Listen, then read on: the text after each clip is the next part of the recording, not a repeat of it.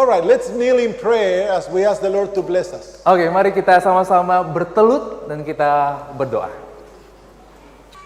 A wonderful Father, Bapa yang indah, we kneel before your presence kami bertelut di hadapan hadirat-Mu. because you are God Karena Engkau adalah Allah kami and there is none like you. dan tidak ada yang seperti Engkau.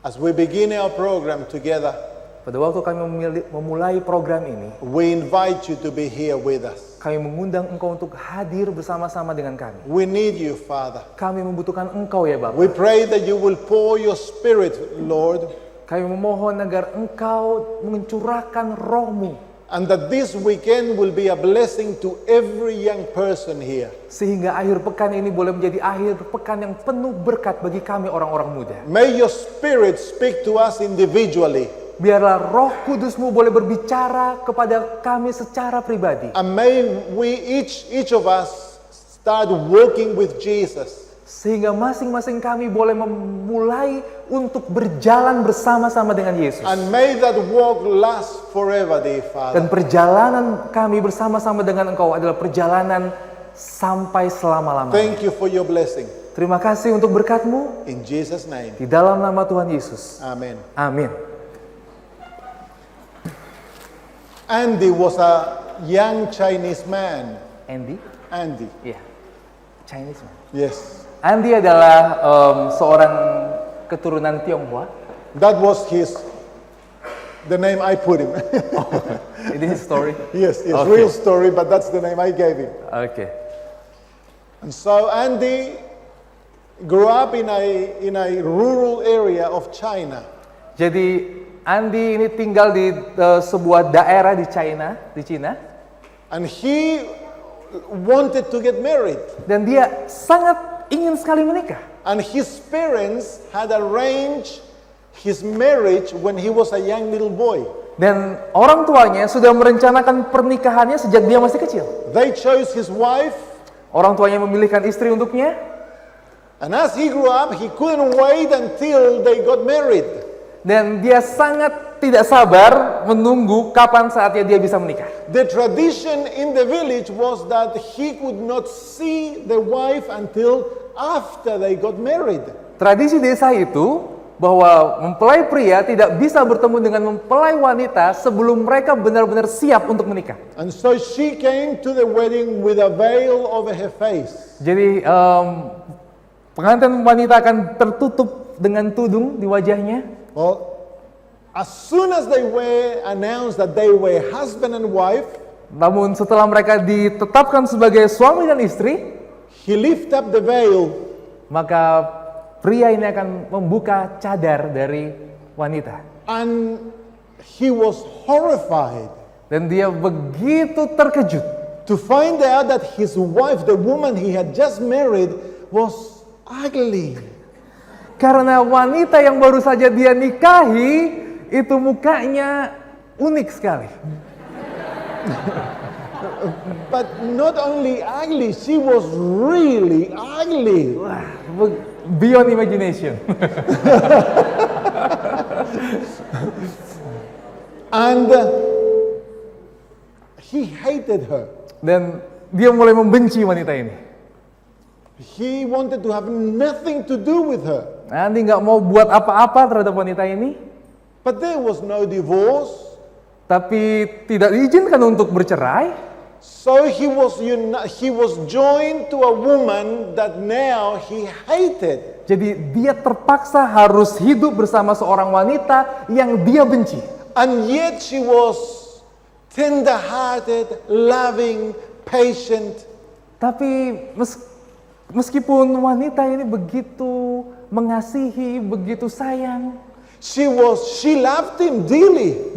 wanita ini begitu mencintainya. So he ordered her, whenever he was in the house, she was to wear a veil on her face. Jadi Andi mengatakan, pokoknya di rumah kamu harus pakai cadar. He would never talk to her. Andi nggak bicara sama dia. He would come home just to eat and then he would leave. Andi pulang ke rumah cuma untuk makan, setelah itu pergi lagi. Eventually he found himself other women. Dan dia naksir sama cewek lain di luar sana. Her life was misery. dan hidupnya begitu penuh penderitaan. And yet she treated him with the utmost kindness. Dan Andi memperlakukan istrinya dengan perlakuan yang tidak menyenangkan. One day, Andy developed an eye disease. Dan suatu saat, Andi mengalami masalah penglihatannya. He went to the doctors and they found that his cornea needed to be replaced. Dan pada waktu dia datang kepada dokter, dokter mengatakan kornea matamu harus diganti. He was very quickly becoming blind. Dan cepat setelah kejadian itu, dia menjadi buta. He went home and told his wife what was happening. Pardon? He told his wife what was happening. Dia mengatakan kepada istrinya apa yang terjadi kepadanya. And so the doctor said that unless someone donated cornea, he would be blind. Dan dia mengatakan kepada istrinya kalau tidak ada orang yang menyumbangkan kornea mata kepadanya, maka Andi akan buta. Well, the chances were very small. Dan kesempatan Andi untuk sembuh sangat kecil, kesempatan untuk ada yang menyumbang kornea mata sangat kecil. One day the doctors called him in and said, we have a donor. Dan suatu hari dokter memanggil Andi dan mengatakan, Andi, ada yang mau untuk menyumbangkan kornea mata kepadamu. And he asked, who is it? Dan dia bertanya, siapa itu? I said, oh, we don't know the person, but we know we have someone. Saya nggak tahu detailnya, tapi ada orang yang mau menyumbang kornea mata untukmu. That meant that that person, in donating the cornea, would herself or himself lose an eye or two. Iya. Jadi seseorang yang menyumbang kornea mata, maka dia akan kehilangan satu matanya atau dia akan kehilangan kedua-duanya. Well, the operation came. Dan operasi dilakukan. It was successful. Dan berhasil dengan sukses. He recovered his eyes. Dia bisa kembali melihat. And went back home. Dan pulang ke rumah. He had told his wife not to come to the hospital, not to come to see him. Dia mengatakan kepada istrinya pada waktu dia sakit, jangan datang untuk menemui saya, jangan pergi ke rumah sakit. And when he came home, his wife was wearing the veil. Dan pada waktu dia datang ke rumah, dia melihat istrinya menggunakan cadar. He couldn't see her face. Dia tidak bisa melihat wajah istrinya. And he was talking to her and saying, I wonder who gave the corneas for my eyes. Dia begitu bertanya-tanya siapa orang yang memberikan kornea matanya kepada saya. His wife was quiet. Istrinya diam. And one day, out of accident, he discovered his wife without a veil. Dan suatu hari, tanpa disengaja, dia mendapati istrinya tanpa menggunakan cadar. And she was blind. Dan melihat bahwa istrinya buta. She had given her eyes so that he could see. Istrinya memberikan matanya sehingga Andi bisa melihat. From that moment on, he told her, you must not wear a veil ever because your face is the most beautiful face I can ever see. Dan semenjak saat itu, Andi mengatakan kepada istrinya, mulai sekarang kamu tidak perlu lagi menggunakan cadar karena wajahmu adalah wajah wanita yang paling cantik yang pernah aku lihat. Tonight we're going to talk about the heart of God's kingdom. Pada malam hari ini kita akan berbicara tentang jantung atau inti dari kerajaan Allah. If we could take away everything else that makes the kingdom of God and find one thing that defines it, what would it be? Kita akan menyingkirkan segala sesuatu dan kita akan mencari tahu apa itu inti dari kerajaan Allah. You know, when we talk about an essence, is the very essential of something. Karena kita akan mempelajari sesuatu yang begitu esensial, begitu prinsip. What is the essence of the day? Apa itu inti dari sebuah hari? Light. Inti dari hari adalah terang. True?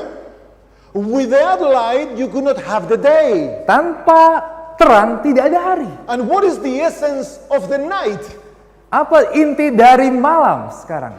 Oh, day itu siang ya. Darkness. Dan siang intinya berbicara tentang kegelapan. Without darkness, you cannot have the night. Karena tanpa kegelapan tidak ada malam. True?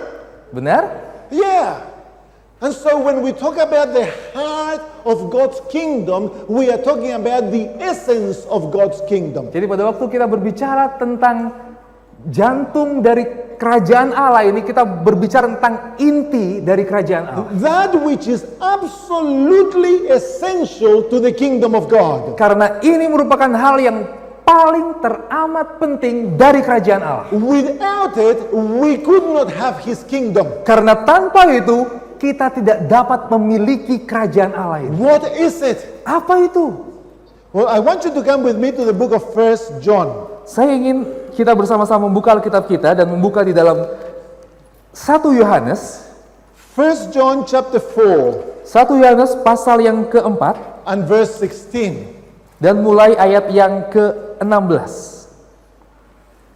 4:16. Yes. 1 Yohanes 4 ayat yang ke-16. Kita telah mengenal dan telah percaya akan kasih Allah kepada kita. So could we have the kingdom of God without God? Pertanyaannya adalah, apakah kita bisa memiliki kerajaan Allah tanpa Allah? Yes or no? No.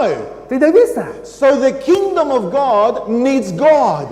Jadi kerajaan Allah ini membutuhkan Allah. But in order to have God, what do we need? Tapi pada waktu kita bertanya terus bagaimana cara kita mendapatkan Allah, apa yang harus saya lakukan supaya bisa mendapatkan Allah? There's one reality in God that if you took it from God, He would cease to be God. Karena ada satu bagian dari Allah, jikalau kita hilangkan itu atau kita ambil itu, maka Allah bukanlah Allah. What is it? Apa itu? The Bible says God is love. Alkitab mengatakan Allah adalah kasih. Amen? That is the essence of God. Jadi kasih ini adalah inti dari Allah. God without love ceases to be God. Jadi jikalau Allah tidak memiliki kasih, maka dia bukanlah Allah. And if there is no God, there would be no kingdom of God. Dan jikalau tidak ada Allah, maka tidak ada kerajaan Allah. True? Betul? Therefore, the essence, the heart of God's kingdom is His love. Itu sebabnya inti dari kerajaan Allah, hal yang terpenting dalam kerajaan Allah adalah kasihnya. True? Betul? So God is love. Jadi Allah adalah kasih. That is the very definition of who God is. Jadi ini adalah definisi tentang siapakah Allah itu. True? Yes? Yeah. What does it mean that He is love? Apa artinya dia kasih? What is love? Apa itu kasih? Probably that is the most repeated word in every single language around the world. Karena kata kasih ini adalah salah satu kata yang sering kali diucapkan di seluruh bahasa di dunia. But if I ask you to write a definition of love, what would you write? Namun jikalau saya meminta Anda untuk menuliskan apa itu arti kasih bagi Anda, arti cinta bagi Anda, apa yang akan Anda jabarkan? True? Your mom tells you, I love you. Sering kali kita mengatakan, oh aku cinta kamu, aku sayang kamu. The husband looks at his wife and says, I love you. What does it mean? Apa artinya pada waktu kita mengatakan, aku cinta kepadamu? True? Love must be something so beautiful, so wonderful. Cinta ini haruslah merupakan sesuatu yang indah. Yeah? At your age, soon you will be looking for love. Di usia Anda yang masih muda, suatu saat Anda juga akan mencari cinta itu. You look at a boy and say, whoa. Anda akan melihat pria dan bergetar. And there's butterflies inside the Iya. stomach. Ada kupu-kupu di dalam perut kita. And the boy looks at the girl and the legs go like this. Yeah. Is that love? Apakah itu cinta? What is love? Lalu apa itu cinta? It's the very heart of God's kingdom. Karena ini adalah inti dari kerajaan Allah. It's the very essence of who God is. Ini adalah inti tentang siapakah Allah itu. And yet, what is it? Tapi apa itu cinta? The Bible tells us that God loves us. Alkitab mengatakan bahwa Allah begitu mengasihi kita. In chapter 4 and verse 11. Di dalam Ayat yang 1 John. 4:11. Yes. Ayat yang ke-11, 1 Yohanes pasal yang keempat. Saudara-saudaraku yang kekasihi, jikalau Allah sedemikian mengasihi kita, maka haruslah kita juga saling mengasihi. God is love. Allah adalah kasih, And because He is love, dan karena Allah adalah kasih, He loves us. Ia mengasihi kita. The heart of the message of the Bible Inti dari pekabaran Alkitab is the message that God loves you.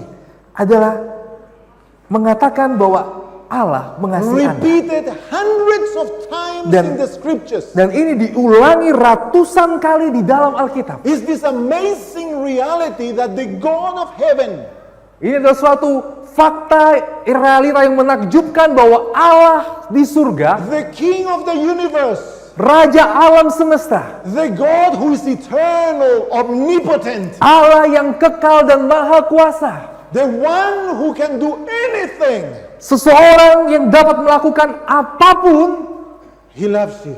Ia mengasihi Anda. And it's repeated hundreds of times in the scriptures. Dan pernyataan ini diulangi ratusan kali di dalam Alkitab. You know the difference between the God of the Bible Tidak ada beda antara Allah di Alkitab, and the God of other religions ada beda Allah di Alkitab dan Allah di agama-agama lain. is that the God of the Bible loves us. Adalah Allah di dalam Alkitab begitu mengasihi kita. And He tells us so. Dan Dia mengungkapkan kasihnya kepada kita. We got our piano tuned at home. Kita memiliki sebuah piano di rumah. And a Hindu man came to tune the piano.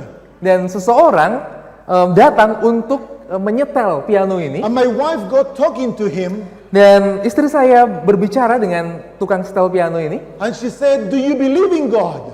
Pardon? Do you believe in God?" Dan istri saya bertanya, apakah Anda percaya kepada Allah? And he said, "I believe growing up in 66,000 gods."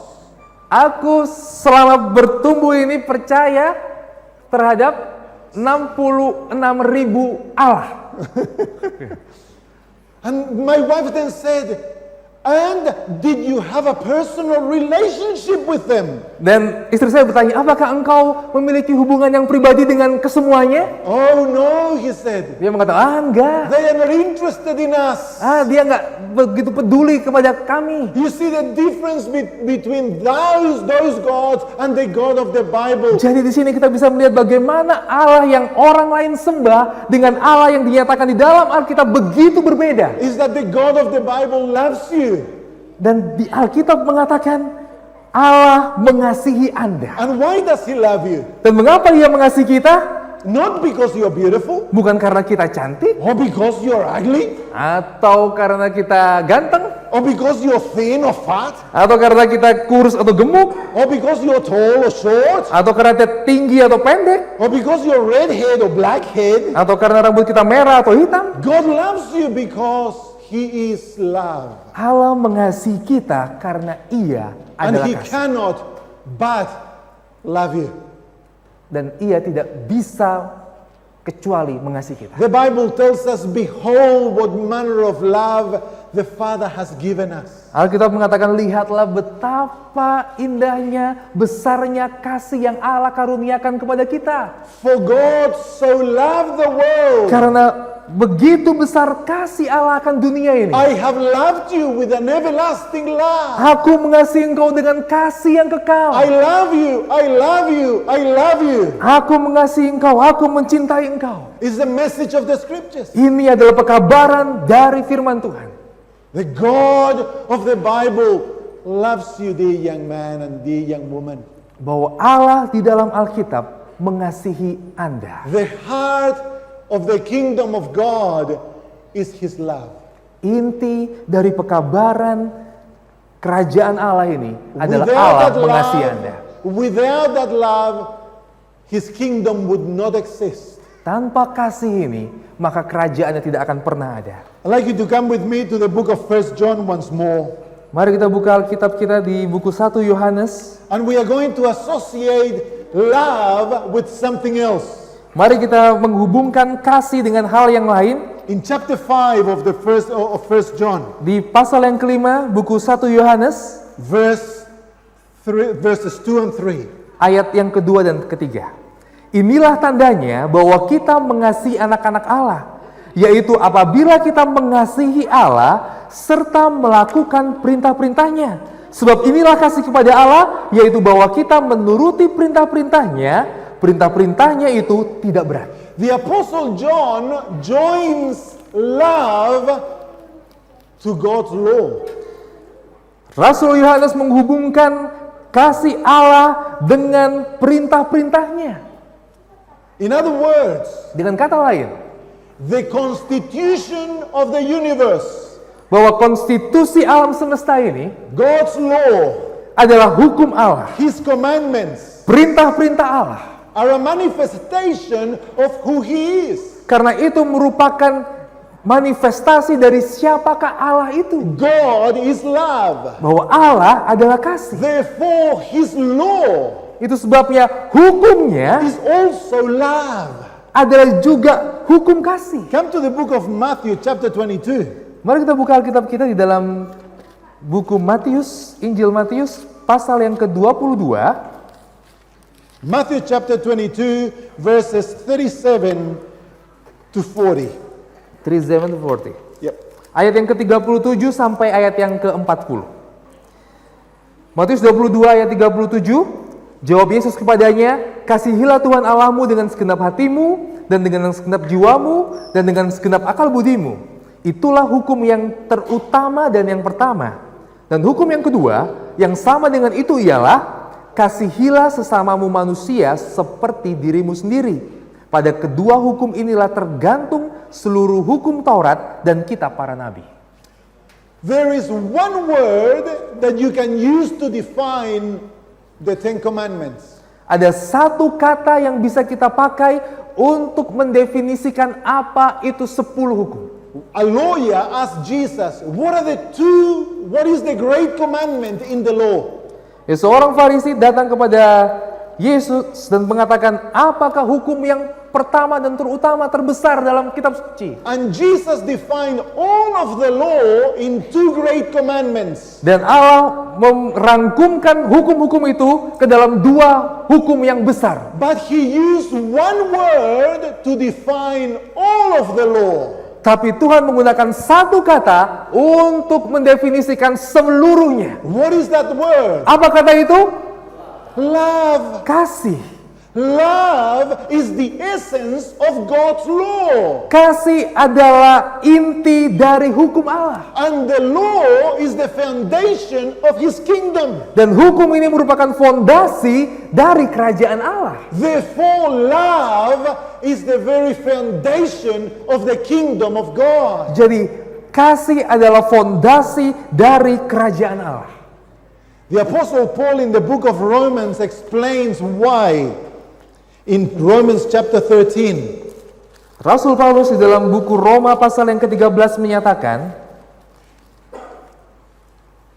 and we'll read verses 8 to verse 10. dan kita akan membaca ayat yang ke-8 sampai ayat yang ke-10. Roma 13 ayat 8 sampai yang ke-10. Janganlah kamu berhutang apa-apa kepada siapapun juga, tetapi hendaklah kamu saling mengasihi. Sebab barang siapa mengasihi sesamanya manusia, ia sudah memenuhi hukum Taurat. Karena firman, jangan berzina, jangan membunuh, jangan mencuri, jangan mengingini, dan firman lain manapun juga sudah tersimpul dalam firman ini, yaitu kasihilah sesamamu manusia seperti dirimu sendiri. Kasih tidak berbuat jahat terhadap sesama manusia, karena itu kasih adalah kegenapan hukum Taurat. What is the heart of the law? Apakah inti dari hukum? It's a 4-letter word Itu adalah 4 huruf di dalam bahasa Inggris. in English. Love. Kasih. L-O-V-E. K-A-S-I-H. Have you ever thought of the word of the law of God being love? Apakah Anda pernah memikirkan bahwa hukum Allah itu berbicara tentang kasih? There was a time in the history of the universe Bahwa ada satu saat di dalam sejarah alam semesta when ini, there was no sin, di mana tidak ada dosa, there was no murder, no adultery, tidak ada yang membunuh, tidak ada yang berzina, and the law of God was expressed in one word, love. dan hukum Allah dinyatakan dalam satu kata, yaitu kasih. The whole universe was ruled by the principle of love. Jadi seluruh alam semesta diperintah dalam satu hukum, yaitu hukum kasih. And you know that the only true obedience that God accepts is obedience that is motivated by love. Dan satu-satunya penurutan yang Allah harapkan kita lakukan adalah penurutan yang dilandasi oleh kasih. Jesus says, if you love me, keep my commandments. Yesus mengatakan, jikalau engkau mengasihi aku, maka engkau akan menuruti segala perintahku. True obedience Penurutan yang benar is the manifestation of love for God. adalah merupakan sebuah manifestasi kasih kita kepada Allah. Young people, Orang-orang muda, if you are disobedient, jikalau engkau tidak menuruti if it's perintah hard, Tuhan, if it's hard to do that which is right, jikalau Anda merasakan begitu sulit untuk melakukan hal-hal yang benar di mata Tuhan, it's because you do not love God. itu karena engkau sejatinya tidak mencintai Allah. When we love God, Karena jikalau kita mengasihi Allah, we will naturally obey Him. kita akan secara alamiah mencintai dan menurut. You cannot live by God's law if the principle of love is not in your heart. Kita tidak bisa hidup menurut firman Allah tanpa ada kasih yang terpaut tertanam di dalam kehidupan kita. The first duty of man Hal pertama yang menjadi kewajiban manusia is to learn to love God with all our mind, with all our heart, with all our soul, and with all our strength. adalah belajar untuk mengasihi Allah dengan segenap pikiran, segenap hati, segenap jiwa, dan segenap kekuatan. When we love God, Jikalau kita mengasihi Allah, then to obey Him maka untuk menuruti segala perintahnya will be the most beautiful experience in life. akan menjadi sebuah pengalaman yang begitu indah di dalam kehidupan. It's like, let's say I get married Karena contohnya, saya akan menikah and I'm in love. dan saya begitu jatuh cinta. How easy it is to be faithful to my wife. Siapakah dia yang akan menjadi setia, menjadi istri saya? It's easy. She doesn't have to remind me in the morning I wake up and she's there and says, today you must be faithful to me.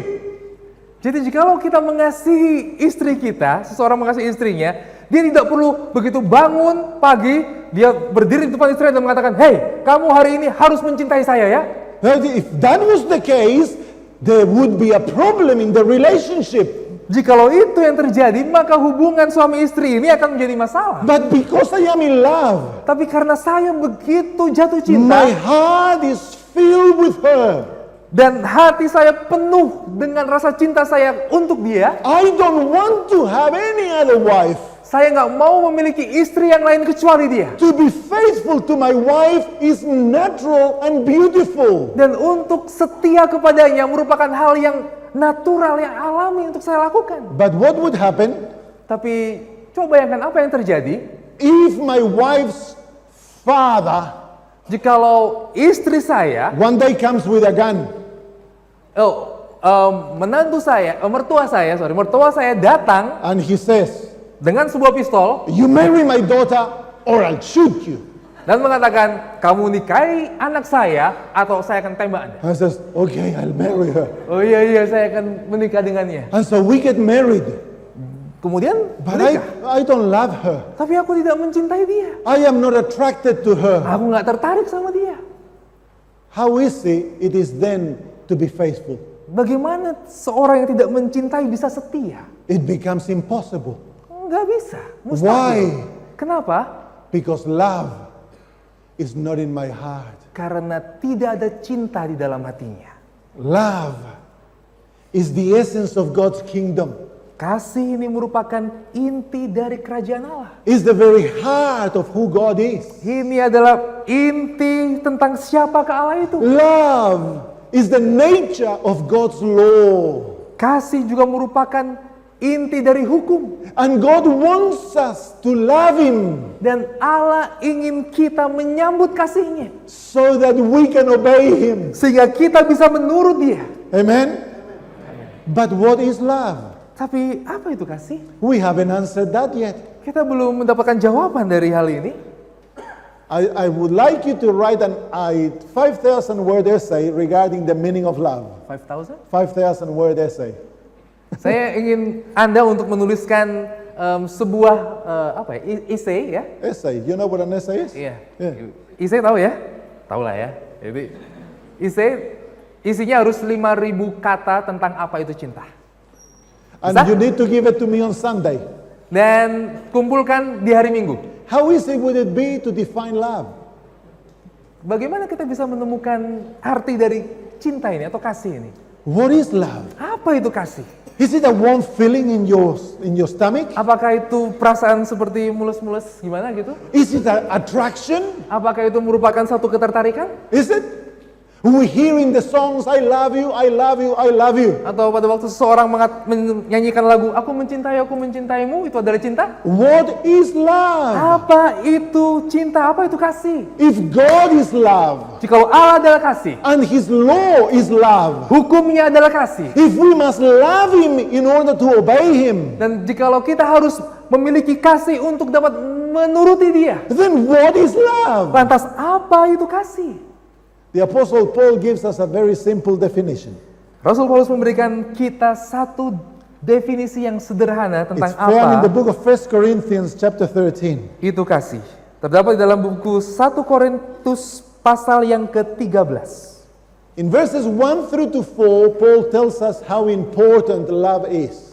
Ayat 1 sampai ayat yang keempat menyatakan apa itu kasih, apa yang terpenting dari kasih. He says that if you speak in tongues and you have no love, it's worthless. Dikatakan di sana, jikalau saya bisa berkata-kata dengan segala bahasa, tapi jikalau saya tidak memiliki kasih, sia-sia. If you work miracles Jikalau kita bisa membuat sebuah mujizat, and you have no love, worthless. tapi jikalau kita tidak memiliki kasih, nggak guna. If you give your body to be burned for God and you have no love, means nothing. Jikalau kita menyerahkan diri kita untuk dibakar demi Allah, tapi jikalau kita tidak memiliki kasih, itu sia-sia. And then at the end of the chapter, he tells us that there are 3 principles in God's universe. Dan di dalam ayat yang ke-13, dia memberikan pernyataan bahwa ada 3 prinsip yang tersisa di alam semesta ini. Hope, Pengharapan, faith, iman, and love. dan kasih. But the greatest Dan yang terbesar di antara ketiga ini is love. adalah kasih. Apart from God, Terpisah dari Tuhan, there is nothing greater and more important than love in the universe. tidak ada yang lebih besar dan lebih penting daripada kasih di dunia ini. But what is love? Namun, apa itu kasih? In verse 5, Ayat yang kelima, Paul tells us what love is. Rasul Paulus menyatakan apa itu kasih. Verse 5.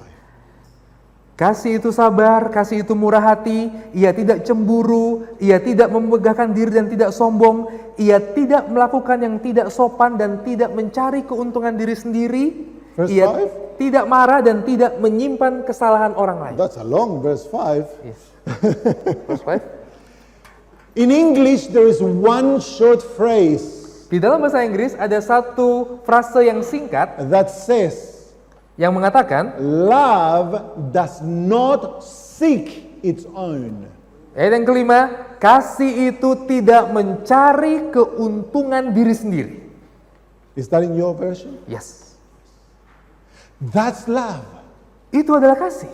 Love is the divine principle Kasih ini adalah prinsip surgawi that motivates God yang begitu identik dengan Allah, not to live for himself, di mana Allah tidak hidup untuk mencari keuntungan bagi dirinya sendiri. Love is the opposite of selfishness. Kasih merupakan keterbalikan atau berlawanan dengan cinta diri. In the heart of God, there is no selfishness. Di dalam hati Allah tidak ada kepentingan diri The sendiri atau heart of cinta diri. God is possessed by the principle that compels Him to seek our happiness.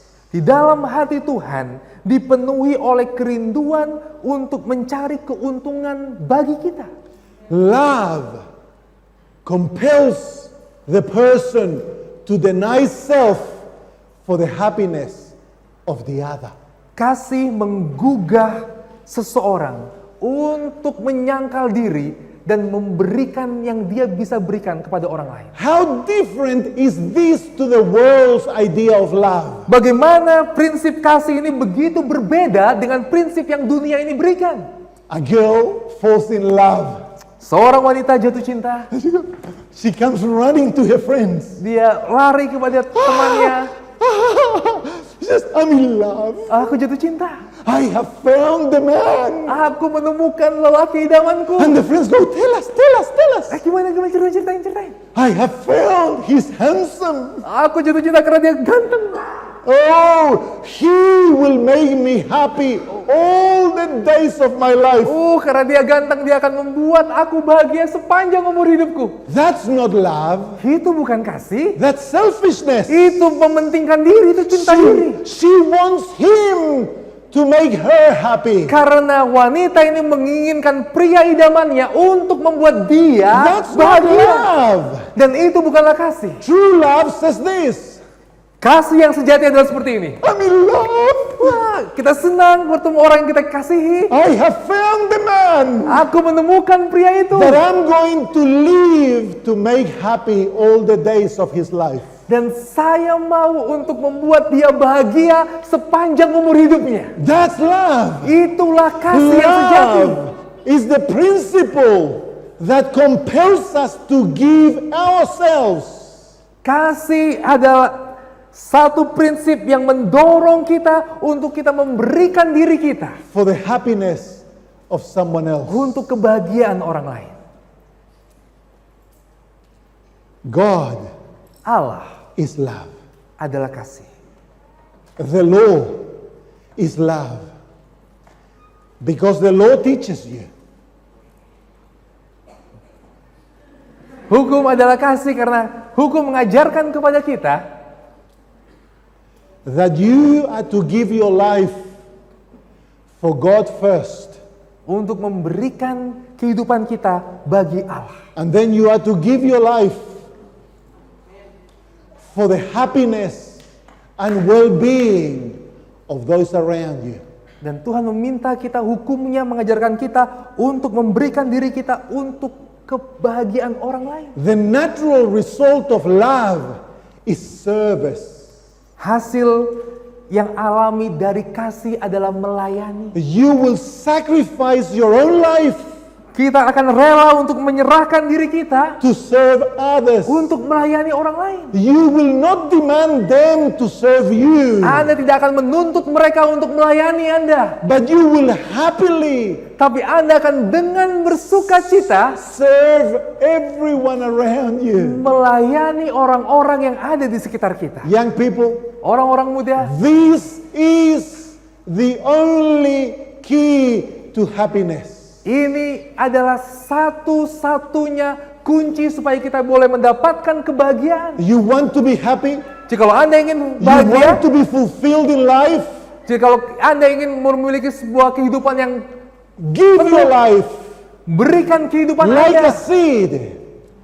Throw yourself lempar diri Anda to honor God, kepada Allah to follow Him untuk menuruti Dia. with all your mind, Buat pikiran with kita all your heart, dengan segenap with all your hati, strength, dengan segenap kekuatan, and then invest your life in making others happy. dan kemudian jadikan kehidupan Anda untuk membuat orang lain berbahagia. That's the key. Itu adalah kunci. Is the very essence of God's kingdom. Itu merupakan inti dari kerajaan Allah. For God so loved the world Karena begitu besar kasih Allah akan dunia ini. And notice what it says next.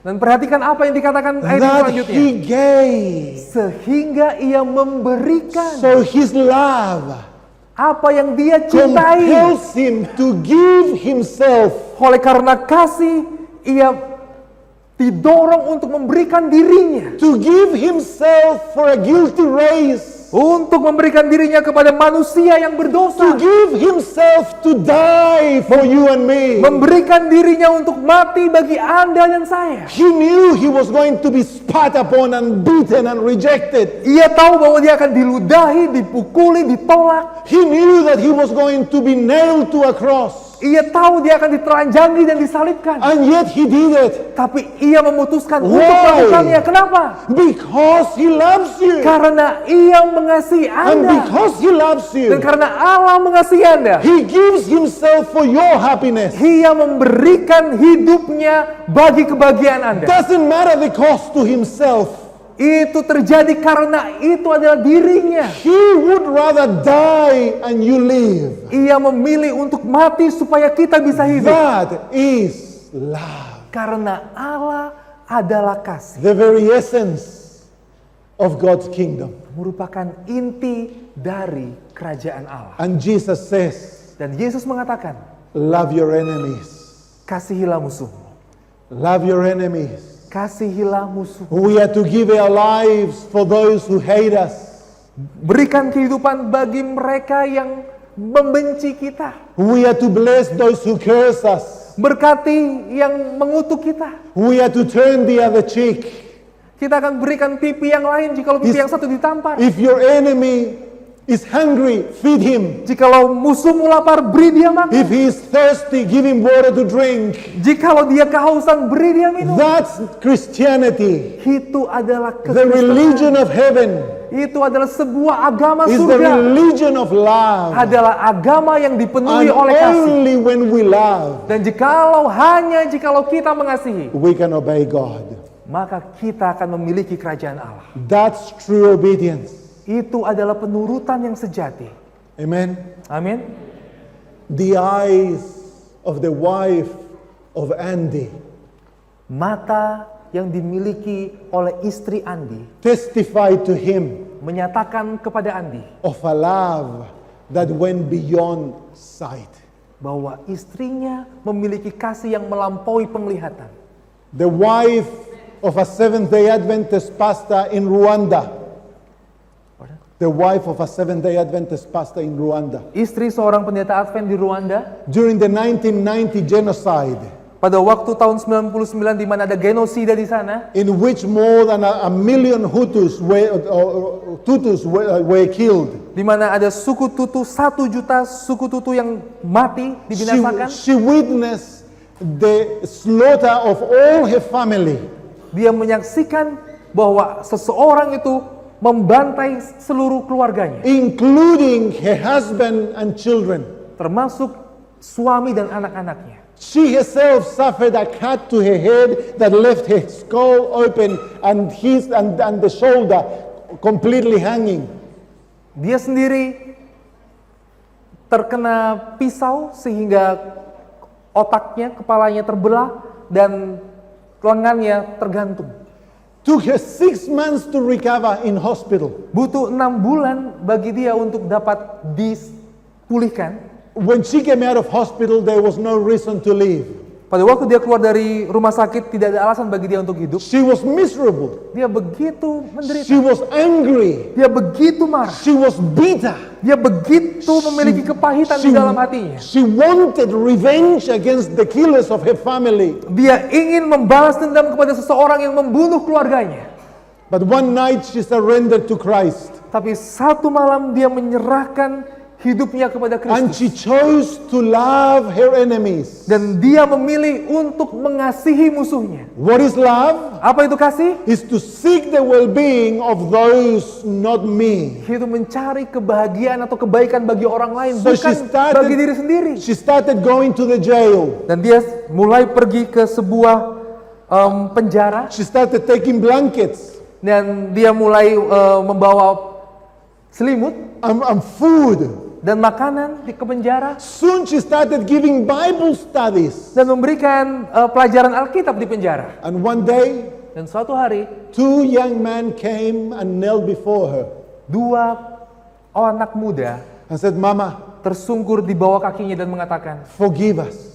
Mama, maafkan saya. We killed your family. Maafkan kami karena kamilah yang membunuh keluargamu. You know what she did? Anda tahu apa yang ia lakukan? She embraced them. Ia memeluk kedua She forgave them.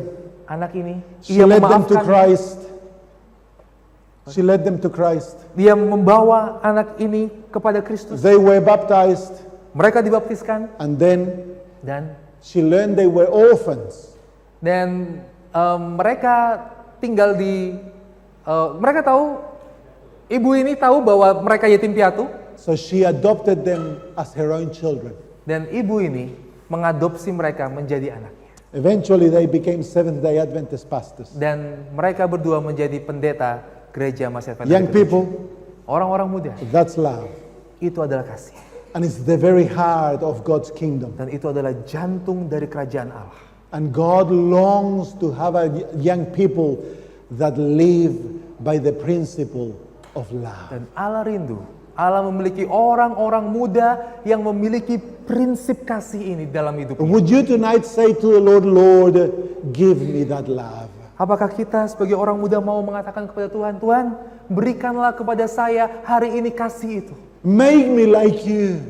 Jadikan aku seperti Engkau. May I give my life for the well-being of those around me. Biarlah aku boleh memberikan kehidupanku untuk kebaikan orang-orang lain. May I love you with all my mind, with all my heart, with all my soul, and with all my strength. Biarlah aku boleh mengasihi Engkau dengan segenap hati, segenap pikiran, segenap jiwa, dan segenap kekuatan. Only then you can walk with Jesus until the end. Hanya dengan itulah, maka kita dapat berjalan bersama-sama dengan Yesus sampai kepada akhirnya. If that is your desire, would you stand where you are? Jikalau ini yang merupakan kerinduan Anda, saya undang Anda untuk berdiri. That we may pray together. Dan kita dapat berdiri bersama-sama Amen. dan berdoa. Our Father in heaven, Bapa kami yang di surga, we ask you in the name of Jesus, kami memohon di dalam nama Tuhan Yesus. would you give us your love, Kiranya Engkau boleh mengaruniakan kepada kami kasih-Mu, that we may be able, Lord, to love you, sehingga kami boleh memiliki kesanggupan untuk merespon kasih-Mu and to obey you, Father. dan menurut kepadamu ya Bapa. And then that we may be able to give our life for the happiness and well-being Dan of kami those boleh around us. disanggupkan untuk memberikan kehidupan kami demi kebaikan orang lain.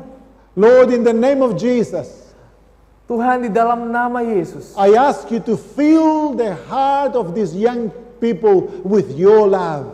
hamba-Mu memohon untuk dapat Engkau curahkan kasih-Mu ke dalam hati orang-orang muda sekalian. That they may learn to be happy in Jesus. Sehingga mereka boleh diajar untuk dapat berbahagia di dalam Yesus. That they may become a blessing in their homes and their communities. Agar orang-orang muda dapat menjadi berkat di keluarga dan juga di komunitas di mana mereka berada. That these young people may dedicate their lives to you, dear Lord. Orang-orang muda mendedikasikan dirinya kepadamu ya Tuhan. That they may become missionaries, Mereka boleh menjadi misioneri, nurses and pastors. pendeta, perawat. That they may serve the world until Jesus comes. Mereka boleh menjadi pelayan-pelayan-Mu di mana saja sampai Engkau datang yang kedua kali. In Jesus' name, Kami berdoa di dalam nama Tuhan Yesus. amen. Amin.